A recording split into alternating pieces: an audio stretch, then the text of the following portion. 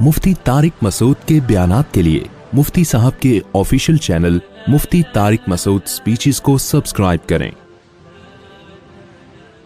इन्नल इंसान खुलिका हलूआ, अल्लाह ताला फरमाते हैं इंसान जल्दबाज है। इज़ा मस्सहु शर्रु जज़ूआ, जब उसको कोई मुसीबत पहुंचती है तो जज़ा फज़ा शुरू कर देता है, सब्र से काम नहीं लेता।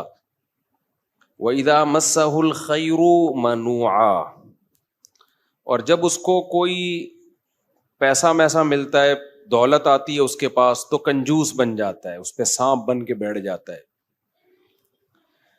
कई हफ्तों से इसी आयत पर दर्स चल रहा है कि जल्दबाजी का मतलब क्या है। जल्दबाजी का मतलब ये है, इस पर मैंने कई दफा बयान किया ना पूरा, कि हमारे सारे फैसले अक्सर जल्दबाजी में होते हैं। नबी सल्लल्लाहु अलैहि वसल्लम को दो सिफात बहुत पसंद थी, अल-हिल्म, बर्दाश्त, और सोच समझ के फैसले करना। तलाक़ें जल्दबाजी में होती हैं, मारधाड़ जल्दबाजी में, बहुत सारे काम हमारे जल्दबाजी में हो। किसी के बारे में राय जल्दी कायम कर लेते हैं, किसी को अच्छा कहने में बहुत जल्दी करते हैं, किसी को बुरा कहने में भी बहुत जल्दी करते हैं। तो इसी तरह जो शख्स भी, जिसकी दिल में कोई ख्वाहिश पैदा हुई, उस ख्वाहिश को फौरन पूरी करने की कोशिश करना, ये भी क्या है? जल्दबाजी। आप सोच तो लो भाई, ये ख्वाहिश पूरी करने से आपको फायदा होगा, नुकसान होगा, कहीं लत तो नहीं पड़ जाएगी आपको? नशा है, दिल चाहता है, लोग कर लेते हैं भाई, इससे तो आप तबाह बर्बाद होते चले जाओगे। तो जो ख्वाहिशात का गुलाम होता है वो जल्दबाज होता है, और जो मुस्तकबिल सामने रख के जिंदगी गुजारते हैं उनकी तबीयत में जल्दबाजी नहीं होती, हमेशा वो कामयाब होते हैं। तो यहां भी अल्लाह ने क्या फरमाया कि जल्दबाजी की एक मिसाल अल्लाह ने बयान की है। वो मिसाल ये है, इदा मस्सहु शर्रु जज़ूआ, जब कोई मुसीबत पहुंचती है ना, होना ये चाहिए मुसीबत में इंसान का दिल करता है हुल्लड़बाजी का, हाँ हू चीखो पुकार, इधर उधर, डिप्रेशन होती है उसको। तो जो दिल कर रहा है वो आप करना शुरू कर दो, उस पर कंट्रोल ना करो कि भाई इसका कोई फायदा होगा या नहीं होगा। ऐसा तो नहीं कि मेरे इस रिएक्शन से फायदे के बजाय उल्टा और ज्यादा नुकसान हो जाए। तो अल्लाह कहते हैं जल्दबाज आदमी क्या करता है, वो ये नहीं देखता, वो बस अपनी ख्वाहिश को पूरी करने में लगा होता है। गम पहुंचा है तो उस गम को हल्का करने के लिए जो मर्जी उसे करना पड़े वो कर गुजरता है।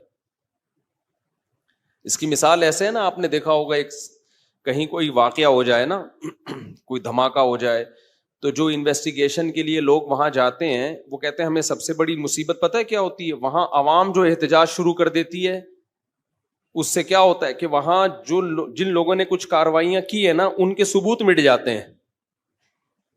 होना ये चाहिए, पूरी दुनिया में हमने एक उसूल देखा है, जहां कोई एक्सीडेंट हो, कोई वाकया हो ना, फौरन वो रोक देते हैं, पूरा एक घेराव में ले लेते हैं कि इन्वेस्टिगेशन करने दो, इसमें गलती किसकी है, ताकि उसको सजा मिले। हमारे यहाँ क्या होता है कि पता ही नहीं चलता कि गलती किसकी है। इतना क्राउड इकट्ठा हो जाता है, इतनी आवाम दाएं बाएं आगे पीछे, जिसको पकड़ के पब्लिक कूटना शुरू कर दे तो बस वही मुजरिम है। यानी जिसको पहले थप्पड़ लग गया ना, समझो वो क्या है, बस इसी ने किया है। तो बहुत कुछ उल्टा पुल्टा हो जाता है। तो वजह क्या है भाई? अपने एहतजाज फौरन कर लेना किसी भी चीज पे, सोचे समझे बगैर इल्जाम डाल देना किसी के ऊपर। कई साल पुरानी बात है, केस हमारे सामने आया कि एक लड़की के नंबर पे कहीं कोई मिस कॉल आ गई। ये गांव में वाकया हुआ था। अब गैरतमंद भाई था, उसने देखा ये कौन है, देखा किसी लड़के का फोन है। पहले से उस लड़की के बारे में किसी ने उसका दिमाग, बहन के बारे में दिमाग भरा हुआ था, होते उसने क्या किया, उसको गोली मार दी। अब बहुत पुराना किस्सा है, तो अभी मुझे थोड़े से उसके आसार बाकी रह गए दिमाग में, पूरा किस्सा मुझे याद नहीं है। बाद में इंक्वायरी की पता चला कि जी ये लड़की बिल्कुल भी इन्वॉल्व नहीं थी, जिस बंदे ने की है वो गड़बड़ करने की कोशिश कर रहा था। तो अब क्या हुआ है कि अच्छी इसको पता चला कि यार मेरी बेगुनाह बहन को मैंने मार दिया। टेंशन में इतना गया है कि अपने आप को भी मार दिया। پہلے ایک جرم کیا, ٹینشن سے انکوائری پوری کی نہیں ہے. بھائی پہلے غور تو کر لو, تجزیہ کر لو, کوئی بھاگی تو نہیں جا رہی, دیکھ لو. اور اگر مس کال آئی بھی ہے, کوئی آپس کا ریلیشن بھی ہے, تو اس کا یہ مطلب تو نہیں ہے نا کہ گولی سے ہی اڑا دو. اس کی اسباب پہ غور کرو, اس کی وجوہات پہ غور کرو. پہلے جلد بازی میں ایک کام کیا, ایک بے گناہ کو قتل کیا, اب جلد بازی میں ایک اور گناہ کر لیا, اپنے آپ کو بھی مار دیا. تو ہمیشہ جلد بازی میں انسان سے غلط کام ہوتے ہیں, ٹھیک کام نہیں ہوتے. کتنی بڑی سے بڑی ٹینشن ہونا, ٹائم سب سے بہترین مرہم ہے, یہ خوب یاد رکھو. جب میرے پاس کوئی پریشان آدمی آتا ہے نا, جس کو کوئی بہت بڑا غم پہنچا ہو اور اس کی حالت خراب ہو رہی ہو, میں اسے ایک بات لازمی کہتا ہوں کہ وقت سے بہترین مرہم دنیا میں کوئی نہیں. یہ ٹائم گزار لو, اس ٹائم کو کیا کرو, گزارو بس. جیسے جیسے ٹائم گزرے گا نا, حالات اپنے آپ کو خود ہی ایڈجسٹ کرتے چلے جائیں گے. یہ اللہ نے انسان کے باڈی میں ایسی ایک لچک رکھی ہے. میں نے ایک ڈاکٹر صاحب سے پوچھا, ڈاکٹر صاحب اب پین کلر ایجاد ہو گیا ہے, درد ہوتا ہے, لوگ ٹیکا لگاتے ہیں, پہلے زمانے میں کیا ہوتا تھا؟ داڑھ کے درد کی تکلیف کتنی زیادہ ہوتی ہے نا, داڑھ کا درد ہو رہا ہو, اب تو پین کلر کھا لیتے ہیں لوگ. تو کیا کرتے تھے, 2-4 دن کے بعد تو مرنے لگتے ہوں گے. انہوں نے کہا اللہ نے ایسا سسٹم بنایا ہے, پین جب زیادہ عرصہ چلتا ہے نا, باڈی یا تو وہ خود ہی باڈی اس کو کم کر دیتی ہے, یا وہ فیل ہونا کم ہو جاتا ہے. تو اللہ بھی تو ہے نا, اللہ کے میاں کا بھی تو ایک سسٹم ہے بنایا ہوا. جیل میں جو لوگ قید میں چلے جاتے ہیں, لمبے لمبے عرصے قید رہتے ہیں, جب وہ چھوٹ کے آتے ہیں بتاتے ہیں کہ شروع میں ہم 2-3 دن خودکشی کے خیال آتے تھے اس کوٹری میں, یار کیسے نکلیں گے, کہاں جا کے سر ماریں. کہہ رہے ہیں 1 ہفتہ 2 ہفتہ 3 ہفتہ 4 ہفتہ, اس کے بعد یوز ٹو. کیا ہو گئے؟ ایک آدمی 4 سال جیل میں رہ کے آیا, 4 سال. کہتا ہے 4 سال میں نے دھوپ, اچھا بھلا آدمی بھی بہادر آباد اور ڈیفینس کا جو لگژری لائف اسٹائل میں ٹائم گزارا. میں نام نہیں بتاؤں گا, بدنام ہو جائے گا بیچارہ, ایسا نہ ہو مزید کوئی رشتہ ہی نہ دے اس کو. مدیز اس لیے کہ شادی شدہ ہے. خیر اس وقت کمارا تھا وہ, تو وہ کسی شبہ میں اٹھا کے لے گئے اس کو. اچھا بھلا ڈیفینس یا بہادر آباد کا لڑکا تھا. بہادر آباد بھی اچھا ایک ایسا علاقہ ہے, لگژری لائف اسٹائل میں پلا, زیادہ ٹائم اس کا یورپ اور یعنی یورپ میں گزرا ہے. کسی شبہ میں اٹھا لیا اس کو. 4 سال اس نے دھوپ نہیں دیکھی. کہہ رہے میں جب اندر گیا ہوں نا, ایک پپو فیملی کا, برگر فیملی کا بچہ اندر گیا تو کیا حال, لیکن کچھ چیزیں سنی بھی تھیں, علماء کی تقریریں, کچھ صبر سے متعلق, کچھ ایک کہ بھائی جب مصیبت اللہ کی طرف سے آتی ہے اس میں اجر اللہ کی طرف سے. بھائی قصور تو نہیں تھا اس کا, اب یہ تو اللہ کی طرف سے مصیبت ہے. نبی صلی اللہ علیہ وسلم نے فرمایا ایک کانٹا بھی چبھتا ہے نا, اس پہ بھی اجر ملتا ہے. اللہ تھوڑی غافل ہے, ہر چیز آزمائش ہے ہمارے لیے. خوب سمجھ لو, اتفاق سے کچھ بھی نہیں ہو رہا. یہ جو ہم سمجھتے ہیں نا بائی چانس ایسا ہو گیا ہے, یہ ہمیں دیکھنے میں ایسا لگ رہا ہوتا ہے, ورنہ بائی چانس کچھ بھی نہیں ہوتا. جو کچھ ہو رہا ہے اللہ کے ارادے سے ہو رہا ہے. خوشی بھی پہنچ رہی ہے اللہ کے ارادے سے, غم بھی پہنچ رہا ہے اللہ کے ارادے سے. تو نبی نے فرمایا کہ جس کو خوشی پہنچتی ہے نا مسلمان کو, کافر کو خوشی پہنچتی ہے کہتے بائی چانس, یہ ہو گئے میری لک ہے, وہ لک کہتا ہے اس کو, لک ہے. ایک دفعہ میں ایک ڈاکومنٹری دیکھ رہا تھا, یہ جو کروڑوں اسپم ہوتے ہیں نا جو ماں کے رحم میں جاتے ہیں, جن میں سے ایک کو اللہ سلیکٹ کرتے ہیں انسان بنانے کے لیے. تو ڈاکومنٹری میں کسی گورے نے لکھا ہوا تھا کہ آئی ون دس میچ, یعنی کروڑوں خربوں میں یہ میچ جیت گیا. ٹھیک ہے, او بھائی تو نہیں جیتا ہے, یہ سلیکشن کس کی ہے؟ اللہ کی ہے. وہ کہہ رہے ہیں بھی بائی چانس ہو گیا کہ میں پیدا ہو گیا. بائی چانس کوئی بھی نہیں ہوتا, سب کس کا ارادے سے ہو رہا ہے؟ اللہ کے. اللہ نے تجھے پیدا کرنے کے لیے کمبخت سلیکٹ کیا ہے, اور اللہ پھر کہہ رہے ہیں نحن خلقناکم, ہم نے تمہیں پیدا کیا, ہمارا احسان ہے, تو اب اس احسان کا بدلہ دو. تو جہاں آپ یہ کہیں گے نا اتفاق سے ایسا ہو رہا ہے, وہاں خوشی پہ اتراؤ گے بھی اور غموں پہ ٹینشن میں بھی آؤ گے. یار کیوں ہو گیا میرے ساتھ؟ اچھا ہٹلر کتنا روتا رہتا آخری عمر تک, تبھی پھر وہ خودکشی کر لی اس نے کہ یار 1 ہفتہ پہلے میں رشیا پہ اٹیک کر دیتا, ہاں ہاں ہاں یار کتنی بڑی غلطی ہوئی ہے مجھ سے, وہ کہتے ہیں ایک ہفتہ پہلے اٹیک کر دیتے نا تو رشیا کا نقشہ کچھ اور ہوتا. وہ ایک ہفتہ رہ گیا, پتہ نہیں پولینڈ ولینڈ کے کس کے چکر میں رہ گیا, تو وہ رشیا نہیں اٹیک کر کے اس کی ایسی کی تیسی کر دی. تو روتا رہتا تھا وہ. ابے روتا رہتا نہیں, تو نے جو کچھ حرکتیں کی ہیں تو اللہ نے تجھے کیا دیا اس کا بدلہ. خیر, تو توبہ کر لیتا. مسلمان ہوتا تو کیا کہتا, یار اللہ کی طرف سے چپت لگ گئی ہے میرے, اب توبہ استغفار کر لو. اور توبہ ایسی خاندانی چیز ہے یار, کچھ بھی ہو جائے. ہٹلر مسلمان ہوتا, کہتا میں نے ہزاروں لاکھوں انسانوں کو قتل کر دیا, بند کمرے میں جا کے گڑ گڑا لیتا اللہ سے, معاف کر دے اللہ. دنیا کو نہیں پتا چلتا, اللہ کیا کر دیتا, معاف. لیکن چونکہ کافر تھا تو کیا ہوا ہے, اس نے قوم کا مجرم تھا وہ, اس نے کہا کیا کر سکتے ہیں, اس کو پتا تھا پبلک نہیں چھوڑے گی, تو اٹھا کر کے مارکیٹ سے اپنے آپ کو شارٹ کر لیا. انجام بھی برا, زندگی بھی بری. مسلمان کی زندگی بری ہو, کم از کم انجام اچھا اس کے اختیار میں ہوتا ہے. یار اللہ کو منا لو. اللہ کہتا ہے 100 انسانوں کے قاتل کو بھی میں بخش دوں گا. خیر میں وہ واقعہ سنا دوں میں. تو وہ کیا ہوا ہے کہ وہ بہادر آباد کا پپو بچہ جو ہے نا, کہاں چلا گیا, جیل میں.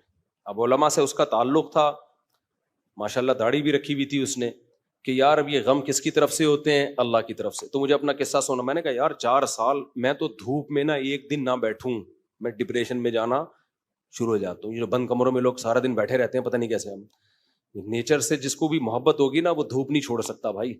بکریاں مرغی انڈے نہیں چھوڑ سکتا, دھوپ نہیں چھوڑ سکتا. وہ بکریاں مرغی تو چلو زیادہ ہو گیا, لیکن دھوپ نہیں چھوڑ سکتا وہ.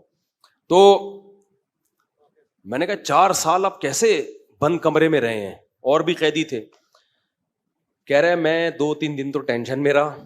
پھر میں نے کہا اچھا یہ بھی نہیں پتا کہ نکلیں گے کبھی یہاں سے. یہ پتا ہو نا, آدمی کہتا ہے چلو 4 سال میں دن گننا شروع کر دو. یہ بھی نہیں پتا نکلیں گے ہی بھی نہیں نکلیں گے. کہہ رہے میں نے کہا جو ہونا تھا وہ تو ہو گیا, اب ہم تو جیل کی دیوار توڑ کے بھاگ نہیں سکتے. تو کہہ رہے میں نے کیا کیا, پھر وہاں پر میں نے اٹھک بیٹھک اور ایکسرسائز شروع کر دی کہ بھائی ٹائم کیا کرو, پاس کرو. ٹھیک ہے. کہہ رہے اس کا فائدہ یہ ہوتا ہے 400 دفعہ میں بیٹھ کے, کیونکہ اور تو کوئی کام ہی نہیں ہے اسٹیمنا بنانے کے علاوہ. اسٹیمنا بنانے کے علاوہ کوئی کام ہے ہی نہیں. اچھا ہے بڑا پاورفل ماشاءاللہ, آپ کبھی ملو تو آپ دیکھو بہت زیادہ ساری طاقت جیل میں بنائی ہے اس نے. کہہ رہا ہے میں بیٹھ کے لگاتا تھا ان 4 پھر ڈپس لگاتا تھا, پتہ نہیں کتنے ڈپس لگا لیتا تھا, ایکسرسائز کرتا تھا. کہہ رہا اس کا فائدہ یہ ہوتا تھا اتنا تھک جاتا تھا کہ مجھے نیند خاندانی آتی تھی. ظاہر ہے نیند تو 20 بیماری کا علاج ہے. ڈپریشن ختم کرنے کا سب سے بہترین ذریعہ ہی گہری نیند ہے. ڈاکٹر ڈپریشن کے مریضوں کو کیا دیتے ہیں, نیند کی گولیاں دیتے ہیں کہ سوتا رہے بس, پتہ ہی نہ چلے پی ٹی آئی آ رہی ہے کہ جے یو آئی آ رہی ہے کہ مسلم لیگ آ رہے ہیں, کہ یہ ٹینشن ہی ختم, اسٹیبلشمنٹ کیا کر رہی ہے چھوڑو. تو کہہ رہے ہیں میرے ساتھ جو قیدی تھے نا وہ بہت سے اس میں پاگل ہو گئے, کیونکہ بیٹھے رہتے تھے, سوچتے رہتے تھے ہر وقت دماغ میں نا کیا یہاں سے نکلیں کیسے. حالانکہ بہت سے جرم کر کے آئے ہوئے تھے, ٹھیک ہے, ان کا تو بنتا تھا. تو کہہ رہے 4 سال کے بعد رہائی کا فیصلہ ہوا. کہہ رہے ہم جب باہر نکلے تو پھر دنیا جنت لگی. پھر اب اس نے 4 شادیاں استغفر اللہ کی ہیں.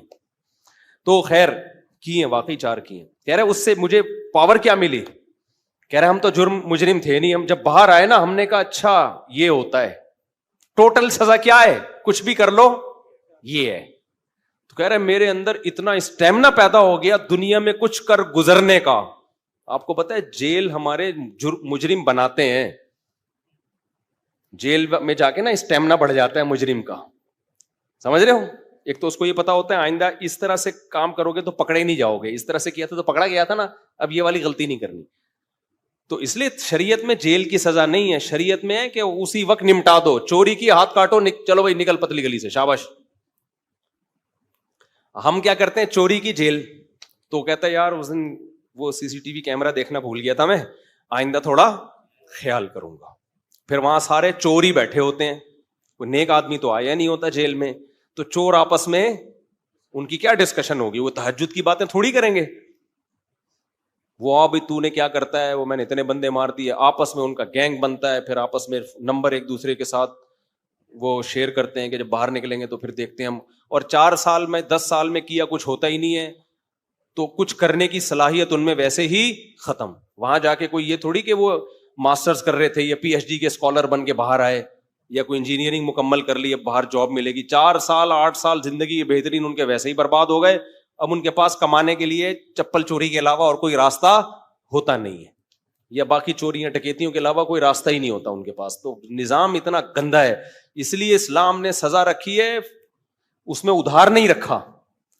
قصاص ہے, ثابت ہو گیا کہ بھائی اس نے بندہ مارا ہے, فوراً پکڑ کے وارثوں کے حوالے کیا جائے گا, بھائی تمہارا باپ مارا ہے, تم بتاؤ کیا کرنا ہے. اب وہ فیصلے میں دیر کر رہے ہیں تو اس دوران جیل میں بند کیا جائے, بھاگ نہ جائے. جیل میں اس کو تمام سہولتیں دی جائیں گی, بھائی یہ بندہ ہے بھاگے گا نہیں, جلدی 1 ہفتہ ہے آپ کے پاس, فیصلہ کرو گردن اڑانی ہے یا اس سے بارگیننگ کرنی ہے. تو بارگیننگ میں جو ٹائم لگ رہا ہے اس دوران جیل میں رہے ایک الگ بات ہے. ایک آدھ ہفتہ سعودی عرب میں ایسا ہی ہوتا تھا, آپ کا پتہ نہیں کیا ہو رہا ہے. قصاص اب 1 ہفتہ, اس کے بعد سر قلم کرنا ہے, چلو بھائی اڑا دو سر اس کا. سر نہیں قلم کرنا, پیسے لے کے چھوڑنا ہے, پیسے لے بھائی, اور جو بھی رہن کے طور پر اس کی پراپرٹی رکھوائی, چل بھائی نکل, ختم. ہماری عدالتوں پہ بوجھ کتنا ہے دیکھو, 20-20 سال پرانی فائلیں جج کے پاس پڑی ہوئی ہوتی ہیں. اسلام میں قصاص ہے. دانت توڑ دیے, ٹائم نہیں ہے بھائی, کون سا والا دانت توڑا, یہ والا, اب بتا دانت توڑنا ہے اس کا. دیکھو نبی صلی اللہ علیہ وسلم کی خدمت میں کتنا زبردست واقعہ ہے. حدیث میں آتا ہے حضرت انس رضی اللہ تعالی عنہ کی جو پھپھی تھی نا, کس کی؟ حضرت انس ابن مالک کی پھپھی. حضرت انس نبی کے خادم تھے. ان پھپھی نے اپنی باندی کو مکہ مارا یا تھپڑ مارا تو وہ باندی کا دانت ٹوٹ گیا. جو لونڈی تھی نا باندی, اس کا دانت ٹوٹ گیا. صحیح ہے نا. تو نبی کے پاس کیس آیا تو آپ نے فرمایا اللہ کی کتاب کے مطابق فیصلہ کروں گا. تو کتاب اللہ تو یہی کہتی ہے دانت کے بدلے دانت. تو اب بڑے مسئلہ ہو گیا کہ بھائی یہ تو اتنے خاندانی لوگ ہیں, اور باندی یہ تو لونڈی ہے, لونڈی کا دانت ٹوٹ گیا, ملازم کو تھپڑ مارا, دانت ٹوٹ گیا, تو اب سیٹھ صاحب کا بھی دانت توڑا جائے کیا؟ گوروں کے ایسا کوئی قانون نہیں ہے. اسلام میں ہے کہ بھائی دونوں انسان ہیں تو دونوں کے دانت کی سیم ویلیو ہے. تو نبی نے فیصلہ کیا دانت کے بدلے دانت توڑا جائے گا. یہ بھی نہیں دیکھا کہ انس بن مالک میرے شاگرد ہیں, 10 سال میری خدمت کی ہے, تو اتنی خدمت گزار ہیں تو ان کی پھپھی کے ساتھ میں رعایت کروں. فرمایا نہیں, میں فیصلہ کروں گا کتاب اللہ کے مطابق. تو کتاب اللہ میں کیا تھا؟ دانت. اچھا باندی کو یہ توقع نہیں تھی کہ میری جو مولا ہے, آقا ہے, اس کے دانت توڑے جائیں گے. ان لوگوں کو یہ توقع نہیں تھی.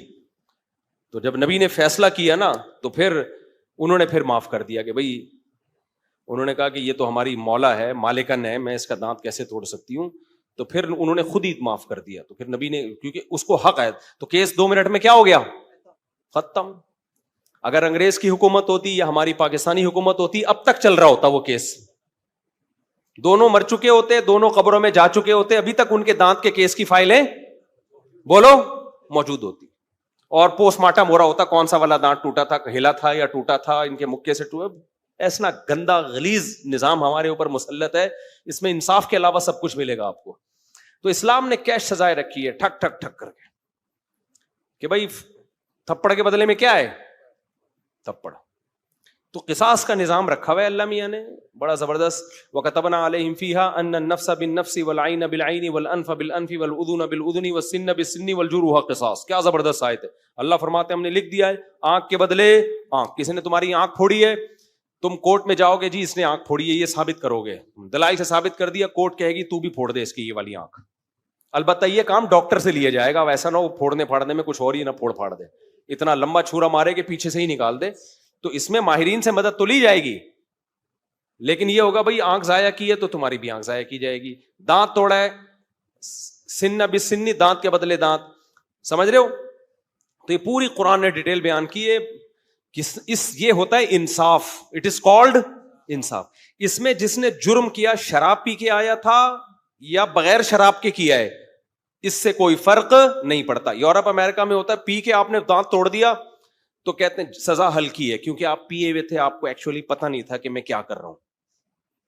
اسلام کہتا ہے پینا یہ آپ کا ہیڈ ایک ہے, جو جرم پینے کے بعد ہوگا آپ کو اس کی پوری پوری سزا ملے گی. تبھی اسلام میں احناف کا یہ موقف ہے کہ شراب پی کے طلاق دے دی تو ہو جائے گی. آپ یہ نہیں کہہ سکتے کہ میں نشے میں تھا, ہو جائے گی طلاق. کسی حدیث سے نہیں ہمیں پتا چلتا کہ نشے میں طلاق واقع نہیں ہوتی, خوب سمجھ لو.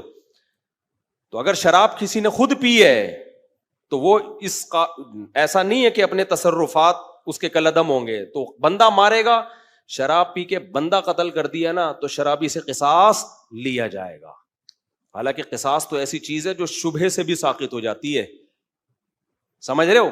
دیکھو ایک مثال دیتا ہوں, آپ نے ڈنڈا گھمایا کسی کے سر پھوڑ دیا, وہ مر گیا, تو قصاص نہیں ہے, آپ کو قتل نہیں کیا جائے گا, دیت دی جائے گی. وجہ اس کی یہ کہ اس میں اس بات کا امکان تھا کہ ہو سکتا ہے یہ قتل نہ کرنا چاہ رہا ہو, غلطی سے بندہ مر گیا ہو. جیسے موسیٰ علیہ السلام نے تھپڑ لگایا تھا قتل کرنے کی نیت سے تھوڑی, تو وہ بندہ ہی مر گیا. اب اس میں قصاص تھوڑی ہے بھائی, ہم نے جان کے تھوڑی مارا ہے. تو ڈنڈے میں اس بات کا امکان ہوتا ہے کہ بھائی ویسے ہی پتھر مار رہا ہو تو قتل کی ارادہ نہ ہو. آلہ جارحہ جسے کہتے ہیں نا, جو قتل ہی کے لیے بنے, بندوق ہے, چاقو ہے, اس سے کوئی مارے گا تو قصاص ہے. سمجھتے ہو کہ نہیں سمجھتے؟ ہاں, ڈنڈے سے کسی نے مارا اور دلائل سے پتا چل گیا کہ اس کی نیت ہی قتل کرنے کی تھی, وہ ایک الگ بات ہے. لیکن نارملی جو ہے نا, جب قتل کے لیے آلہ جارحہ کا ہونا ضروری ہے. اب مسئلہ یہ ہے, میں بات ہی پتہ نہیں بھول گیا جو بتانا چاہ رہا تھا. یہ میں نے ڈنڈے والی مثال کیوں دی ہے. ہاں دیکھو, میں بتانے کا مقصد یہ تھا کہ ذرا سا بھی شبہ آ جائے نا کہ پتہ نہیں اس کی نیت قتل کی تھی یا نہیں تھی, تو اس کا فائدہ کس کو ہوگا؟ قاتل کو. اس سے قصاص نہیں لیا جائے گا, کیونکہ ہو سکتا ہے یہ قتل نہ کرنا چاہ رہا ہو, غلطی سے بندہ مر گیا ہو, یہ تو سر پھوڑنا چاہ رہا ہو, خالی تھپڑ مارنا چاہ رہا ہو. لیکن شراب پی کے کسی نے بندہ مار دیا نا چاقو سے یا بندوق سے, یہاں شریعت قاتل کو فیور نہیں دیتی. حالانکہ یہ زیادہ فیور بنتا ہے, یار اس کی نیت تھوڑی تھی, تو پی کے ٹہل رہا تھا. تو احناف یہی کہتے ہیں, امام حنیفہ, کہ جب قاتل کو شراب کے بعد اتنا سا فیور نہیں دیا جا رہا, حالانکہ اس کا دماغ کام نہیں کر رہا, تو طلاق تو قصاص سے کم درجے کی چیز ہے. اس میں اگر کوئی پی کے طلاق دے گا نا تو ہو جائے گی, سمجھتے ہو, کیونکہ اس کے اس جرم کو فیور نہیں دیا جائے گا اس پہ, کیونکہ پی کیوں تو نے. وہ کہہ سکتا ہے نا میں تو پی ہوئی تھی تو مجھے کیا پتا, پینے سے پہلے تو تجھے پتا تھا نا, پینے کے بعد کچھ بھی ہو سکتا ہے, بندہ بھی مر سکتا ہے, بیوی کو ڈیورس بھی ہو سکتی ہے. یا ایک مشہور سوال ہے کہ پی اس نے, سزا بیوی کو کیوں دے رہے ہو. تو طلاق میں شریعت نے مرد کے تصرف کا اعتبار کیا ہے, اس میں عورت کی پوزیشن کو نہیں دیکھا ہے کہ وہ مظلوم تھی یا ظالم تھی. مرد کی, کیونکہ طلاق کہتے ہیں مرد کی ملکیت سے چیز کا نکلنا, اس میں شریعت نے یہ سمجھا نقصان مرد کا زیادہ ہو رہا ہے. سمجھتے ہو کہ نہیں سمجھتے ہو؟ تو اب یہاں پر بھی یہی ہے کہ اگر کوئی بلا وجہ بیوی کو طلاق دے دے تو بھی تو عورت کا کیا قصور ہے, لیکن پھر بھی ہو جائے گی. تو ہم کہتے ہیں شراب پی کے دے رہا ہے تو بطریقے اولا ہوگی. تو آج کل بہت زیادہ ہو رہا ہے, اور پھر لوگ فتوے دائیں بائیں سے لے آتے ہیں کہ جی وہ فلاں نے, سعودیہ کے مفتی نے فتویٰ دیا ہے طلاق نہیں ہوئی چونکہ پی ہوئی تھی, فلاں نے فتویٰ دیا. آج کیا ہوا ہے, ایک آدمی نے کھڑے کھڑے بیوی کو 6 طلاقیں دی ہیں, سب نے یہاں کے مدارس نے فتویٰ دیا, طلاقیں ہو گئی ہیں. سعودیہ کے کسی مفتی سے لائیو ویڈیو کال پہ بات کی, اس مفتی نے بولا کہ میں کسی فقہ شقہ کو نہیں مانتا, کوئی طلاق نہیں ہے. تو میں نے کہا یہی اس کے جاہل ہونے کی دلیل ہے کہ 1400 سال سے جو اسلامی قانون مرتب ہوا ہوا آ رہا ہے, اس جاہل آدمی کو وہ پتہ نہیں ہے, اور یہ اٹھ کے آیا ہے اسلام سکھانے کے لیے. تو یہ جو کہتے ہیں نا فقہ شقہ نہیں مانتا, اس کا مطلب ہوتا ہے سارے گھاس کھا رہے تھے, ہم اکیلے آئے ہیں دنیا میں جو اب قرآن و سنت کو ہم نے سمجھا ہے. خیر, تو کہاں سے کہاں بات چلی گئی, بہت اسپیڈ مار رہا ہوں آج میں. ہاں, بہادر آباد سے پھر وہ جیل سے نکلے. ہاں, تو یہ میں عرض کر رہا تھا کہ اسلام کا نظام کتنا بہتر ہے یار. زنا کیا ہے 100 کوڑے مارو, چھوڑ دو بس اس کو, پھر ملامت نہ کرو اس کو. شادی شدہ نے زنا کیا, رجم کرو, قصہ ختم, چلو بھائی. کمارے نے زنا کیا, 100 کوڑے دونوں کو چترول لگاؤ اور چھوڑ دو ان کو. کسی نے زنا کی غلط تہمت لگا دی, 80 کوڑے لگاؤ, چھوڑ دو, چل بھائی. کیس نہیں ہے لمبے لمبے, سمجھتے ہو کہ نہیں سمجھتے ہو؟ تو لمبے لمبے کیس نہیں ہے. تو ہمارے یہاں تو بہت ہی گندا نظام چل رہا ہے یار, اللہ بچا کے رکھیے, جیلوں سے اللہ بچائے. جیلوں میں خارش کی بیماریاں لگتی ہیں, پتہ ہے آپ کو, ایک دوسرے کی پھوڑے پھنسیاں ٹرانسفر ہو رہے ہوتے ہیں. گندگی کا ایک نظام ہے, بہت ہی گندا نظام ہے جیلوں کا. تو وہ صاحب جیل میں 4 سال جب کاٹ کر آئے تو کہہ رہے ہیں میں اتنا کانفیڈنس پیدا ہو گیا. لیکن چونکہ بندہ 2 نمبر نہیں تھا, جب 2 نمبر نہیں تھا تو برائیوں کی طرف نہیں گیا, اچھائیوں میں کانفیڈنس پیدا ہو گیا. تو اچھائی آپ کو پتا ہے، جس نے میرے بیان سنے ہو ایک اچھائی تو اس کو پتہ ہی ہوتی ہے کہ شادیاں میں نے 4 کرنی ہے. تو کہہ رہا میں جیل سے باہر نکلا نا، بیانات میرے سنے ہوئے تھے، تو کہتا ہے میں نے سوچا کہ اب کسی کا باپ میرے کو روک کے دکھائے 4 شادیوں سے، کیونکہ اتنی ٹینشن جیل میں کہہ رہا ہے میں نے اٹھا لی ہے کہ اب ٹینشن میرے لیے مسئلہ نہیں. کیونکہ دوسری میں آدمی ٹینشن کی وجہ سے نہیں کرتا نا، کہہ رہا ٹینشن کی ایسی کی تیسی. دیکھو اس نے صبر کیا نا، تو یہ جیل اس کے حق میں کیا ہو گیا؟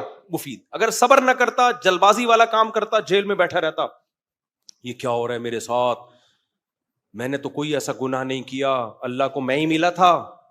کبھی حکومت کو گالیاں دیتا، کبھی پولیس کو گالیاں دیتا، کبھی فوج کو گالیاں دیتا، کبھی عمران خان کو، کبھی مسلم لیگ کو، کبھی کس کو. ان پہ کچھ بھی اثر جو بھی نہیں رینگتی ان کے اوپر. کیا خیال ہے؟ ان پہ جو بھی نہیں رینگتی، کسی پہ کچھ بھی نہیں ہونا تھا. اور اللہ کو بھی ایسے لوگ اعتراض کرنا شروع کر دیتے ہیں. اس نے یہ بولا بھائی میرے بس میں جو ہے میں وہ کروں گا، جو میرے بس میں نہیں ہے وہ میں نہیں کر سکتا.